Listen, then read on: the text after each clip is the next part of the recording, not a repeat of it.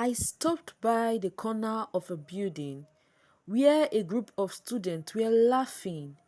I don't know if they were laughing at me, but the thought alone made my palms sweat, and I felt the urge to just disappear. But I feel I am not normal as I walked through the corridor because everyone was staring at me. And for some seconds, I wished the ground would just open and swallow me, but nothing happened. So I walked with my head down and soon broke into a run. I got to the restroom and rushed inside, and no one was there. So I washed my face with water, not wanting to see my own tears. No! I can't let anyone make me feel I am not normal. Mary, you are normal. Mary, you are normal. I said to myself 5 times, looking at the mirror, but all I could see was a girl who needed help. Help from herself and help away from the world. Why can't I just be like my parents? Oh, my parents. My parents are one of the most attractive people on earth. Like, they can't walk into anywhere without gaining the attention of that place.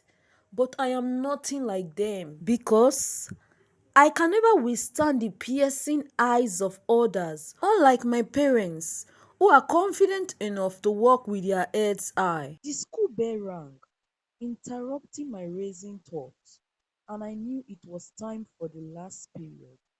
Mary, remember what your dad said, I reminded myself, summoning up the courage to attend class for the first time after being moved from 5 different schools.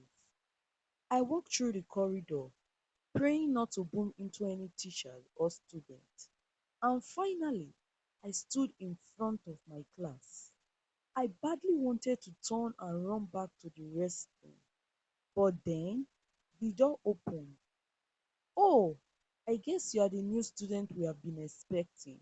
Please come inside," said a woman in her late 30s, giving me one of the sweetest smiles I have ever seen. I walked in, not knowing what to expect, and to my surprise, the woman who had welcomed me in did not ask me to introduce myself. Instead, I heard, "Hello class, this is Adam's Mary. Please be kind to her and make her feel safe. Mary, you can have your seat over there and don't worry, you will get to know everyone with time. By the way, I am Mrs. Sarah, your form teacher. You can come to me anytime, any day. Is that okay?" She asked, and I did not even know when I nodded, but I did nod my head and went to sit in the seat she had given to me. Mrs. Sarah taught Christian religious studies, and I was glad to be part of her class. But as the closing bell rang, my fears returned. If I get up now, everyone will look at me. They will see the abnormal me and laugh. Mrs. Sarah might even come to dislike me if she noticed I cannot stand people. My mind was just having 101 thoughts in a flash, but by the time I had assessed them all, the class was empty. "Thank G," I said, and just as I walked to the door, I heard my name. "Adams Mary, can I see you for a moment?" I turned to meet the familiar smile of Mrs. Sarah. This time, I did not feel at ease. Why would she want to see me? Is she by chance a witch who had read all my thoughts? I asked myself, waiting for another statement from her. But inside, I just stood there frozen. I have this fear whenever people stares at me, but something about Mrs. Sarah calmed my racing mind. Slowly, I walked to her table, feeling oddly compelled to respond. She asked me to sit, and I did, not looking away from her. "Mary, how are you?" Mrs. Sarah asked, and though I did not know or even understand why, I felt relaxed, but still I could not speak a word. I just sat looking at Mrs. Sarah as she looked at me with eyes full of concern. For the first time ever, I was looking at someone who was not my parents, eyeball to eyeball. It felt strange, but I did not want to look away until the ring from Mrs. Sarah's phone interrupted. Mrs. Sarah quickly silenced the call and turned our attention back to me. Mary, I know starting a new school can be overwhelming, especially when it feels like everyone is watching. But trust me, not everyone is judging. Sometimes we get so caught up in our own thoughts that we assume others see us the same way we see ourselves. I listened, surprised by how much our words reflected my feelings. My heart raced, but I stayed rooted in place, waiting for what she had to say next. You do not have to be like everyone else, Mary. It is okay to feel different, but you should know that those differences do not make you less valuable or abnormal. Being an introvert does not mean you cannot shine. It just means you shine differently. She smiled again, and this time I almost felt like smiling. Do you know what I used to feel like when I was your age? Mrs. Sarah continued, leaning back slightly into her chair. I felt like I did not belong. I thought people were constantly judging me. But over time, I realized that most of the judgment I felt was coming from me, not them. I was my own criticism. I shifted slightly in my chair, feeling a strange sense of relief. Would it be true that people were not really judging me as much as I thought? Mrs. Sarah leaned forward, her eyes soft but determined. Mary, you have the power to determine your own space and your own speed. And I am here if you ever need someone to talk to. For the first time since entering the school, I felt seen. Not just as a novice and an awkward student, but as someone who has feelings that someone else understood. Still, my words were stuck in my throat, but something inside of me stirred up, and I said thank you without thinking twice. It was not much, but it was the first time I had spoke to anyone outside my family in what felt like forever. Mrs. Mary smiled warmly and nodded. You do not have to do everything at once, Mary. One step at a time. Just remember, you are never alone.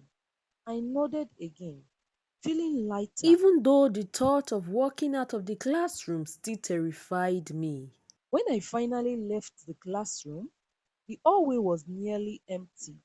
I breathed a sigh of relief, taking small, slow steps towards the exit. The fear was still there, but Mrs. Mary's words lingered in my mind. I am not alone. That night, as I lay in bed, I thought about the day, the panic, the fear, the small moment of peace I felt in Mrs. Sarah's presence. Maybe tomorrow will not be so bad. Maybe, just maybe, I could make it through without feeling like the world was staring at me. The next morning, I stood in front of the mirror, watching my reflection as I dressed for school. My hands trembled slightly, but I kept hearing Mrs. Sarah's voice in my head, one step at a time. Today will be different, I told myself. I ought just focus on taking small steps. No one is watching, and even if they are, no one cares as much as I think they do. But as soon as I walked through the school gates, my heart began to race again. The noise, the chatter of students, it was like a wave crashing over me, and I immediately felt the familiar urge to disappear. I stopped by the corner of the building where a group of students laughed together. I was not sure if they were laughing at me or something else, but the thought alone made my palms sweat. My feet wanted to turn and run, but I remembered Mrs. Sarah's words. Define your own space and your own speed. I took a deep breath, forcing myself to walk forward, one step at a time. Mary, just one step. I focused on the floor, the way my shoe tapped softly against the tiles, and ignored the noise around me. By the time I reached my class, The bell rang. Relief washed over me as I slipped inside, finding my seat quickly before anyone would notice me. Class went by slowly. Mrs. Sarah's calm presence made me feel safe, even though I did not say a word. But for the first time, I did not mind. Being quiet felt okay. I did not feel like I had to prove anything. When the lunch bell rang, I hesitated. Usually, I would avoid the cafeteria. It was too crowded, too noisy, and the thought of sitting alone while everyone else was with their friends always made me feel like I did not belong. But today, something was different. I did not want to run or hide. Maybe it was Mrs. Sarah's words still lingering in my mind, or maybe I was just tired of always feeling afraid. Whatever it is, I decided to take another small step. I stood up and walked towards the cafeteria.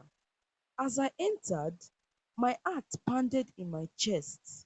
The usual noise filled the room, but I kept reminding myself that no one was paying as much attention to me as I thought. I scanned the room trying to find a quiet corner where I could sit unnoticed.